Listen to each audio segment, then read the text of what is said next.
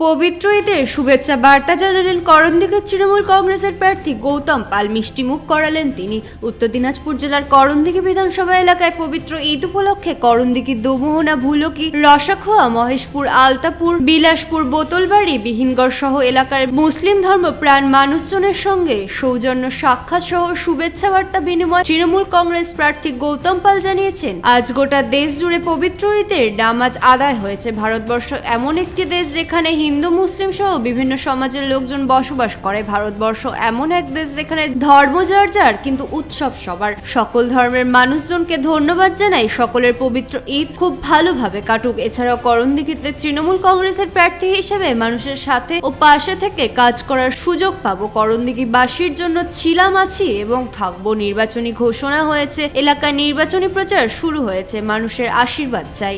ঈদ কোথায় কোথায় ঘুরলেন? আজকে খুশির ঈদ। আজকে সকাল থেকে আমি বেরিয়েছি আমার বিধানসভা এলাকায়, সবার সঙ্গে সৌজন্য সাক্ষাৎ করছি, সবার সঙ্গে মুখ মিষ্টি করছি। খুব আনন্দ লাগছে আজকে। আমি এত ভালো লাগছে, সবার সঙ্গে দেখা হচ্ছে। আর ওদেরটাও আজকে ভালো আছে, সবাই ঈদ ভালোভাবে শান্তিপূর্ণভাবে পালন করেছে। আমি এই পবিত্র ঈদ, খুশির ঈদ উপলক্ষে সবাইকে অনেক অনেক শুভেচ্ছা অভিনন্দন জানাচ্ছি এবং আগামী দিন যাতে সবার ভালো কাটুক, এবছর আমরা সবাই ভালো থাকতে পারি, সুস্থ থাকতে পারি, এটা আমি উপরওয়ালার কাছে আশা করছি। কোথায় কোথায় ঘুরলেন আজকে এই যে পবিত্র ঈদে? সকাল করণদিঘি থেকে বিকট থেকে শুরু করে ভুলকি,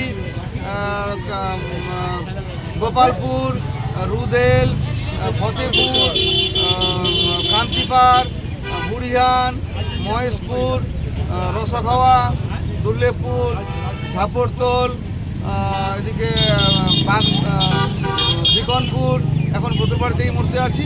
এরপরে বিহিনগর যাব, তারপরে শান্তিমোড়, কামারতোড় যাব, তারপরে সেটা দিয়ে আবার রানীগঞ্জ থেকে দালকোলা টাউন ঘুরে ফিরবো এবং সন্ধ্যাবেলা আমাদের রসাখাওয়াতে যুব কমিটিরা কাওয়ালি করছে, সেখানে আমার আমন্ত্রণ আছে, সেখানে যাব এবং বিলাসপুর, ভবানীপুর, কয়েক জায়গায় ছেলেরা ক্রিকেট টুর্নামেন্ট করছে, সেখানেও আজকে যেতে হবে।